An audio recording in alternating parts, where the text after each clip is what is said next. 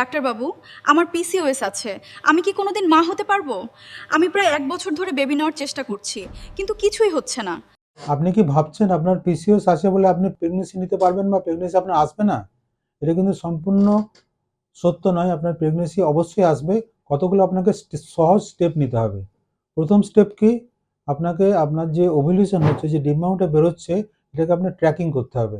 কী করে ট্র্যাকিং করবেন? আপনার যে বেসাল বডি টেম্পারেচার চার্ট বা আপনার পেটে ব্যথা হচ্ছে, এগুলো জেনে আপনি ডিম্বাণু ট্র্যাকিং করতে পারেন। অথবা আপনার যদি খুব স্ট্রেস থাকে, তাহলে আপনাকে স্ট্রেস কমাতে হবে। আপনার যে ওয়েট যা আছে, ওয়েটটাকে আপনার 10% ওয়েট রিডিউস করতে হবে। আপনাকে ডায়েটিশিয়ানকে দেখাতে হবে। আপনাকে প্রপার পিসিওএসের জন্য যে ডায়েট, সেই ডায়েট নিতে হবে। আপনাকে প্রপার রেস্ট নিতে হবে। তাহলে আপনার বডি হরমোনগুলো কিন্তু ব্যালেন্সে চলে আসলে আপনার প্রেগনেন্সি আসতে অসুবিধা হবে। ৩ নম্বর হচ্ছে, যদি এগুলোতেও আপনার প্রেগনেন্সি না আসে, তাহলে আপনার কোনো ফার্টিলিটি স্পেশালিস্টের পরামর্শ নিতে হবে, যিনি আপনাকে মেডিসিন দিতে পারেন, ইনজেকশন দিতে পারেন বা অন্য কোনো ট্রিটমেন্ট করতে পারেন, হায়ার ট্রিটমেন্ট, যাতে আপনার প্রেগনেন্সি আসতেও সুবিধা হতে পারে। অতএব এটা সম্পূর্ণ মিথ্যে যে পিসিওএস থাকলে প্রেগনেন্সি আসবে না। পিসিওএস থাকলে আপনি অবশ্যই প্রেগনেন্ট হতে পারবেন। অতএব আপনি এই স্টেপগুলো নিন, তাহলে দেখবেন আপনার সুবিধা এবং আপনার উপকার হবে।